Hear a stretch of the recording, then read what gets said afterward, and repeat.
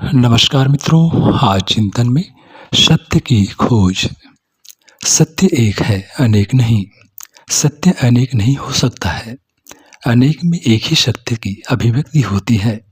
जैसे चंद्रमा एक होता है, परंतु नदी के हर जलकण में वह अलग अलग दिखाई प्रतीत होता है। अगर इस प्रतीति को कोई सत्य मान ले तो उसकी अज्ञानता ही है। सत्य तो एक है, परंतु उस तक पहुंचने के द्वार अनेक जरूर हो सकते हैं। अलग अलग द्वार होने से वह पहुंचा जा सकता है। जो द्वार के आकर्षण में उलझकर उसी के मोह में पड़ जाता है, वह द्वार पर ही ठहर जाता है। ऐसे में सत्य की समीपता उसके लिए कभी भी सुलभ नहीं होती है, वरन दुर्लभ ही बनी रहती है। जो आंखों से दिखता है वह इंद्रियजन्य सत्य है। आंखों से जो दिखता है हमें उतना ही सत्य लगता है, परंतु जो नहीं दिखता वह नहीं है, ऐसा नहीं है। सत्य तो इससे परे है।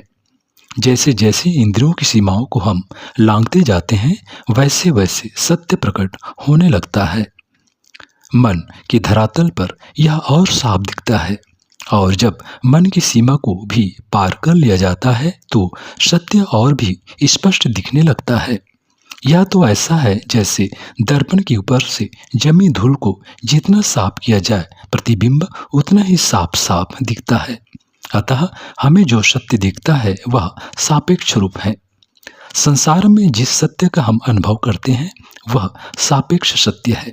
सत्य तो है क्योंकि वह हमारे सामने है, परंतु उसकी तुलना में कोई दूसरा आ जाए तो पहला सत्य कमजोर पड़ जाता है।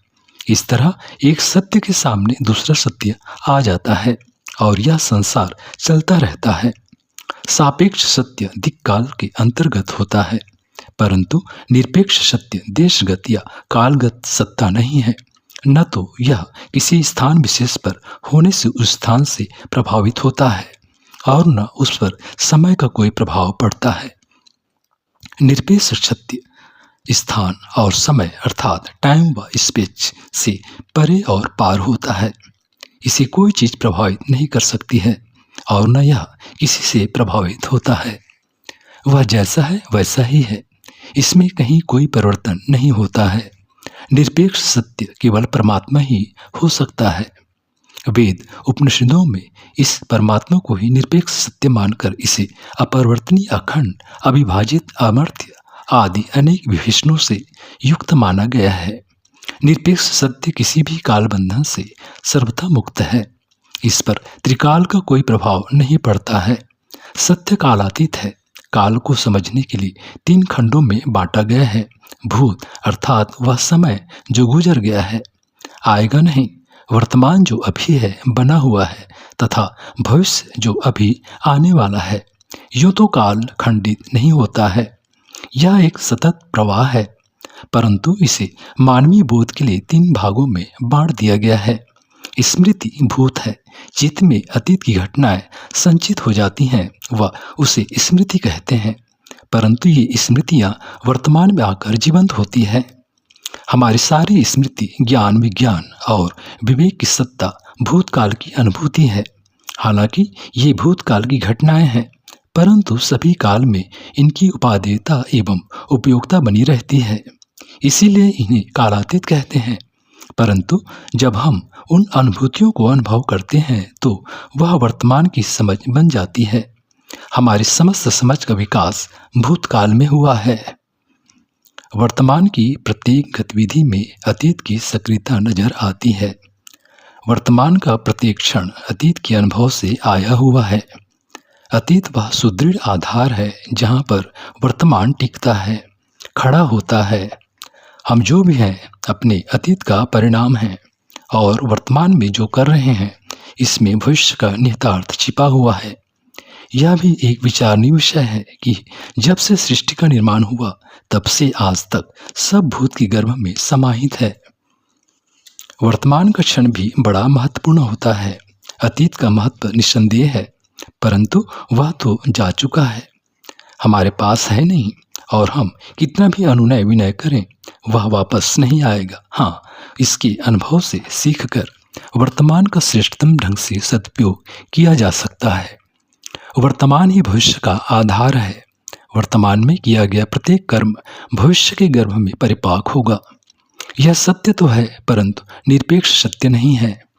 हम जो भी कर्म करते हैं कालखंड में, उससे हमारी आत्मा अप्रभावित रहती है, क्योंकि आत्मा कालातीत है।